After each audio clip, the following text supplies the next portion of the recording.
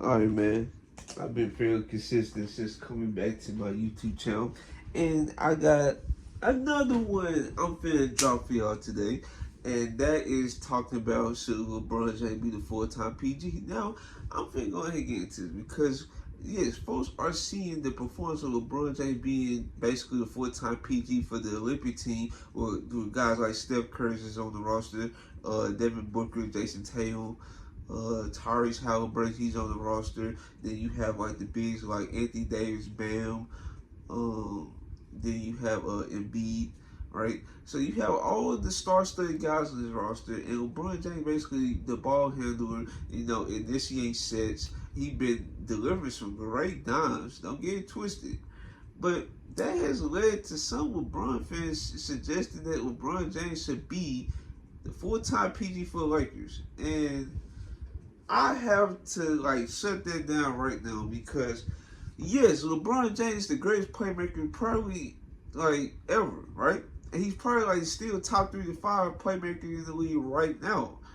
But I do not want a 4-year-old LeBron James at this stage with the most mileage coming off the Olympics, by the way, expecting him to run full-time PG where T can just like press him to get him tired. We all saw what happened to Chris Paul. Yes, I understand like Chris Paul and LeBron James still may be different, but they're still 4-year-old grown men at the end of the day. Their gas tank is definitely not going to be the same whatsoever. So teams can easily just like to press like the Lakers every time throughout the course of a game to get LeBron James tired.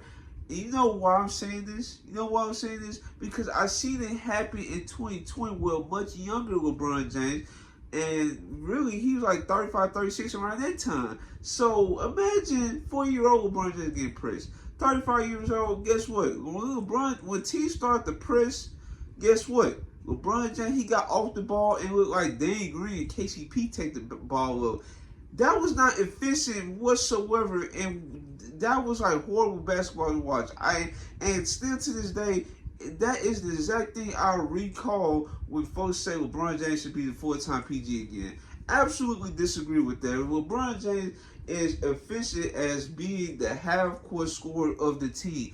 Yes, it takes a load, but just imagine what he has to do if he has to bring the ball up and initiate sets 24/7 and trying to be a scorer. That's way more technical than just be a half-court scorer. Do folks not realize that? And yes, folks gonna say or make the argument, oh, he's gonna be out of rhythm if he's not on the ball throughout the game. First off, LeBron James will have the ball in his hands. He gonna have it. He can have it on backdoor cuts, slot cuts, and post-ups. And even on his post-up attempts, he has to make reads to see if the defense is going to try to double him, or they're going to try to dig and do that, and or just going to leave it 1-on-1. He's still going to have a chance to make playmaking reads within a half-court offense. I don't know why folks just want him to like be not Luka Doncic ball down. Like, I know folks don't want that to happen, but they just want him to be able to initiate sets way more than what he's doing now with D'Angelo and Austin Reeves.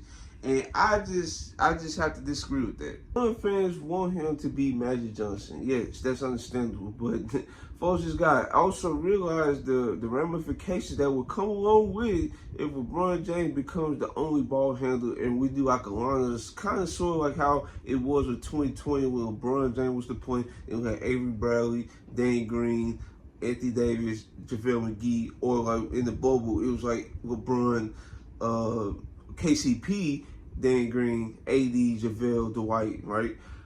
Folks, we don't need that right now, dog. If anything, they keep the current, like, the lineup cell. We need to just replace, like, for example, like Rudy Hachimura, we need to replace him with a very suited player to play a position, or get like a Zach LaVine. Now, if you get like a Zach LaVine, maybe that would make sense to play LeBron at the point, but playing LeBron at the point full time is not good news. It's just not good news.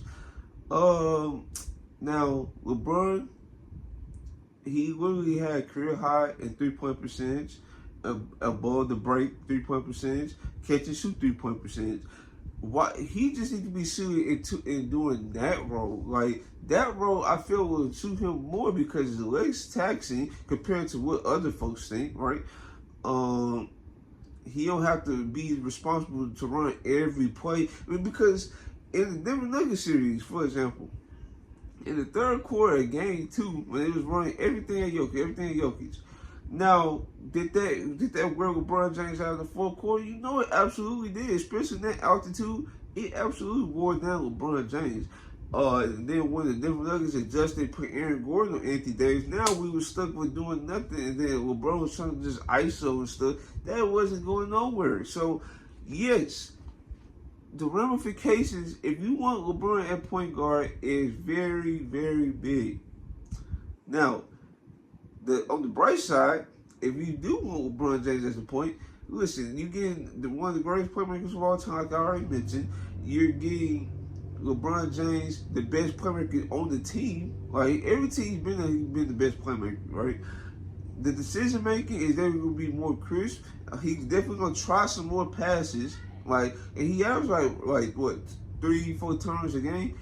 It's going to be like probably the same amount, like, if he's a playmaker or not, the main playmaker or not, because he got to try passes that other folks will not do, and that's what makes his playmaking like stand out compared to the others.